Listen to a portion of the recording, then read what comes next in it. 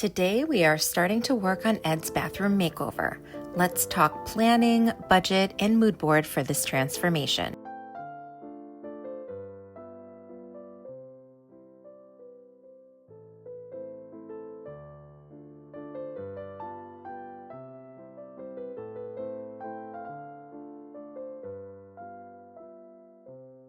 Welcome back to my channel. I introduced you to Ed's bathroom in my final video of 2024, and now we are beginning to take some steps to transform this space.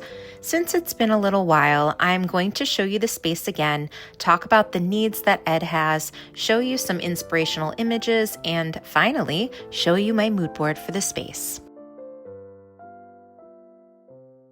This is the current space. It is the only bathroom on the first floor of Ed's house, so when he has guests over for a get-together, this is the bathroom they use. Sometimes overnight guests will use this bathroom to shower. So this bathroom is highly trafficked and could use a little makeover to improve her functionality and overall aesthetic. Like, what is this aesthetic right now? I don't know, but Ed's vibe is, do you guys remember? It's light academia meets mid-century modern meets Japandi. Let's talk about Ed's needs for this bathroom. Number one, storage. This house was built in several stages, starting off as a vacation cabin and evolving into a year-round family home. We think it was completed in the 1990s. Apparently, they didn't need storage in the 90s because he has like 2 closets on the entire first floor. This bathroom has a pedestal, sink, and no cabinetry, so we'd like to add storage somehow so that toiletries, toilet paper, towels, hand soap, and cleaning products can be stored in this bathroom. Need number 2. I would like to add a privacy film to the window in the shower. Every woman who uses this shower mentions feeling exposed, so we need to do something to make them more comfortable. Number 3, the lighting. We have an overhead light that needs some love and a light above the mirror that has seen better days. Ed removed the original shades from the light fixtures because the shades were beyond rescuing and bare bulbs were an improvement. You guys know I love light fixtures, especially vintage ones, so I'd love to bring in some new old lights. We'd like to add more interest and coziness to the space as well. I think we can do this through styling and art. We'd add texture with a rug, new hand towels, and maybe a woven basket to serve as a trash can. I'm sure Ed has some thrifted art that would work in here and add a personal touch. Beyond styling, would it be fun to add a wall treatment or to give the floor a refresh? I think so, but a big demo is not in the budget right now, so I'm thinking that we could get creative with wallpaper or paint, much like I did with my bathroom makeover when I upgraded the walls and floor of my rental.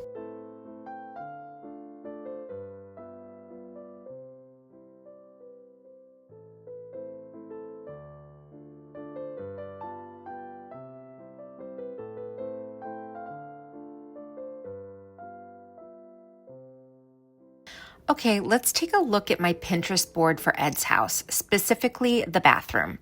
I like pedestal sinks, but Ed hates them, and they are in every bathroom in the house. So he wants to remove all of them at some point. So you can see that I've pinned some vanity with sink options. We both like the look of a dresser converted into a vanity with a sink because we want something unique and secondhand, so that will probably be what replaces the pedestal sinks. Though we are not removing the pedestal sink in this makeover. I also pinned a few of those art boxes that conceal storage. You know how you can build a box on the back of a framed piece of art and create a small cabinet? Or the other option would be to cut into the drywall, create some shelves in the wall, then install a frame piece of art on hinges to act as a door in the inset cabinet. I like the second option for the bathroom, but I think we'll be doing this hack in the upstairs bathroom. At some point, I'd like to remove the current medicine cabinet from the downstairs bathroom and replace it with a cabinet that is flush with the wall or a mirror that lays flat. We could even do the art hack with the mirror. All 3 of these options would be an improvement in my opinion. Here is a mock-up of the current bathroom. I'm going to show you some ideas for increasing storage, swapping out lights, upgrading the decor, and adding some personality and coziness to the space. The walls are currently painted Bear's Rugged Tan, which is described as a familiar neutral that feels as comfortable as a well-worn pair of khakis. We both like this color. It's in the palette that Ed likes, but I would like to paint the ceiling the same color or a very similar color, like creamy mushroom, which is one of the colors we used in his entryway makeover. It would be better than the white that is currently on the ceiling. This color drenching would create a cozy feeling in the bathroom and would be more pleasing to the eye than the stark white ceiling against the rugged tan wall color. Ed has already purchased a new white shower curtain, so let's add that. Now, behind the curtain inside the shower, we can't forget about that window. Ed is very much against a permanent privacy film and would rather have something that can be removed when women are not using the shower. I guess he wants the light to come through or to see out the entire window. I'm not 100% sure, but I looked into installing a tiny vinyl shower curtain and shockingly, I didn't find one, which means I'll have to buy a full-length vinyl shower curtain liner and DIY it to fit the window. Frankly, I don't want to do this. I think a privacy film is more attractive and more functional, so I think Ed should reconsider. Here are some options that I found on Amazon. I selected this one because it's a bit mid-century modern in its design and it allows you to see through it a bit. These next two options lean more gothic and nod to Ed's light academia style as they have that lattice pattern. I know Ed likes stained glass, so let's get a little bolder and add some options with color. I searched for botanical patterns because I thought it would be nice to have permanent greenery in the space, especially for the winter when nature is mostly giving us browns and grays. I also included some colors and patterns that felt more mid-century to me. If this were up to me, I'd probably go with one of these, all of which add some interest, add privacy, all while allowing the light to come in. While we're on the topic of lighting, let's tackle the overhead ceiling light and the light up of the mirror. We are going to do our best to acquire a secondhand light fixture for the ceiling, ideally something antique or vintage, something that provides an appropriate amount of light, adds visual interest, and has a low profile because the ceilings are not that high. Maybe something like one of these will work. Ed likes colored glass on his light fixtures. He likes milk glass and a smoky black, gray, or amber colored glass as well. All of these are from Facebook Marketplace, but we'll be looking at restores and thrift stores as well. Let's go with this light for the purpose of the mood board. Since the space is small, I'd like to stick to one or two metals. We already have silver on the sink faucets, on the handle of the toilet, and in the shower, and now we'll have this brass color in the overhead light. So I'm going to look for brass light fixtures on Amazon and at other common retailers. I'm probably not going to source a secondhand wall mount light for a few reasons. One, it takes forever for us to find a secondhand light that meets all the criteria, and I'd like to finish this makeover this year. 2, if the light doesn't work for the space, I can return it and get our money back. 3, I want a more modern looking light. Ed likes milk glass and he picked a white and brass colored light for his entryway, so I've included some milk glass and cream colored glass options. All of these have similar colors to the secondhand overhead light fixture. This one is probably too schoolhouse for Ed. I selected these cream-colored globe fixtures because I was trying to bring in something that felt more mid-century modern. For glass options, I like the curved arms on this fixture, and it feels like it might speak to his light academia side, but to be honest, it's probably too feminine. I know Ed likes smoky and amber-colored glass, so I looked and found these. Okay, this one I thought was smoky, but it's just a funny photo, which is disappointing. He might like this smoky glass option or these amber glass fixtures. I don't know about the black metal. Maybe we just use some rub and buff to make it all one color.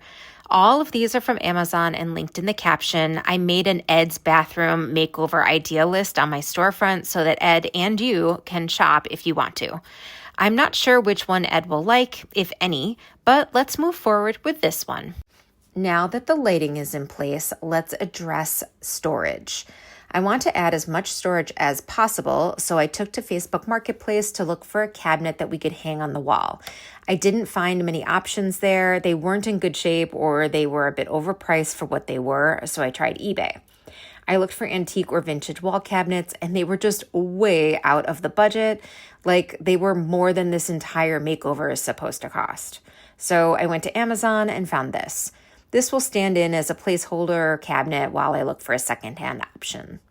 Let's move on to textiles. We already have the shower curtain, but let's continue to add softness to the space with a runner. Ed loved the Amber Lewis rug we tried out for his entryway. He actually returned the small version and bought an 8x10 for the den.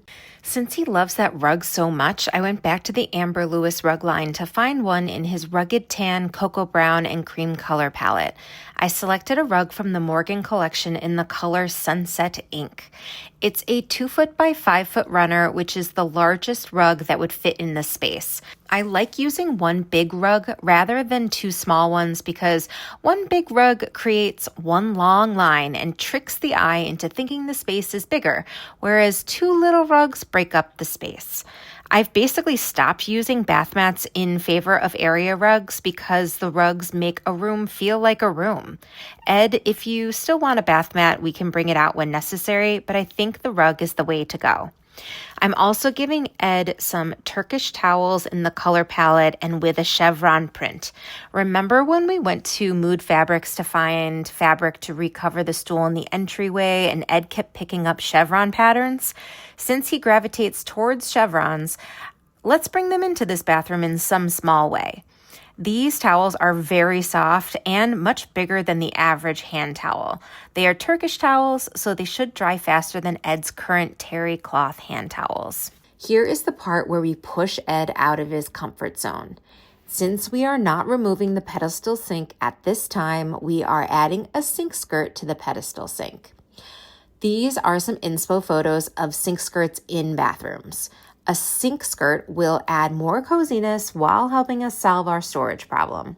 Once installed, this sink skirt can hide everything from cleaning supplies to extra toilet paper. I'm thinking of attaching it with some sort of Velcro so that if it needs to be cleaned, Ed can detach the skirt from the sink the same way a Knicks basketball player would tear off his warm-up pants before running onto the court. We can have some fun with patterns like florals or stripes or keep it neutral, but in any case, I think we could thrift some fabric for this DIY. It looks a little funky in this mock-up, but I think you get the idea. This sink skirt is a test to see if Ed is as French country as he's been claiming to be since watching that design video. I know Ed doesn't want to buy an under-the-sink storage cabinet for economic and environmental reasons, so while I think this is a push for him, it is a very thrifty, practical, and temporary storage solution. We could probably do the whole project for less than $15 if we thrift some fabric, old curtains, or even large hand towels. Maybe some French linen. So fancy. I'd also like to swap out the utilitarian trash can for a woven basket like one of these. A basket adds texture to a cold space, and this lidded basket has a plastic insert that would be able to contain wet items that might end up in a bathroom trash basket. I would also like to banish the toilet paper holder to parts unknown. I know that everyone poops. We've all read the children's book. But I don't like seeing toilet paper on display in a teepee tower or a basket of toilet paper. If having a big basket of toilet paper in your bathroom makes you feel like you've made it and gives luxury vibes to you, go for it. But it's not for me, so I'd like to install a new toilet paper holder on the wall. Relax, Ed. This one is an adhesive, so no drilling is required. We can give it a try, and if you hate it, we'll just remove it. We've added storage, we've fixed the privacy issue, we've upgraded the lighting, we've added some coziness, so we are ready to add more personality and personal touches. I went through Ed's house to find some options for art, and here's what I found. Depending on how much art Ed wants to bring into the space, we could incorporate 2 pieces, one on the wall across from the toilet and one on the wall across from the shower. We should probably lean into mid-century modern art since there isn't too much of that style in the bathroom. I'm bringing in a vase with some faux cosmos flowers. If Ed still has some magnolia branches left over from the entryway makeover, we could use those instead.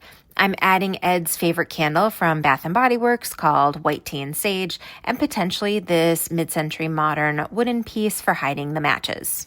Ed, I believe this is a doable makeover that is in your comfort zone for budget, look, and vibe. That being said, you know me, and you know that I always want a little more. One more episode, one more thrift store. So what if we went for a little more? We're not ripping out your tile floor, but what if we painted it? We love the tile work we saw on the floors in Paris, so what if we tried to paint the floors to mimic those tiles? Here are some tile patterns that I like. What if we used the current tile as a guide, but painted one of these patterns on top of it? We could give the bathroom floor a brand new look without demoing the floor of the bathroom. I've been sketching out some possible patterns that mimic the inspo images. Once we, and by we, I really mean you, Ed, since this is your bathroom. Once you pick a pattern you like, I would tape off the floor in the pattern so that you could live with it for a while. Let's say 2 weeks. After 2 weeks, you decide if you want to move forward with painting the floors. Another paint project would be on the walls. I think we'd both like to wallpaper this bathroom, but that would be down the line after we've replaced the pedestal sink with a proper vanity and sink, redone the dining room, finished the wooden room, and fixed the driveway. For now, what if we stencil a pattern on the wall? Here are some options for stencils. With a stencil like this, I would not go full out over the entire wall. Instead, I'd use it sparingly so the print is less intense.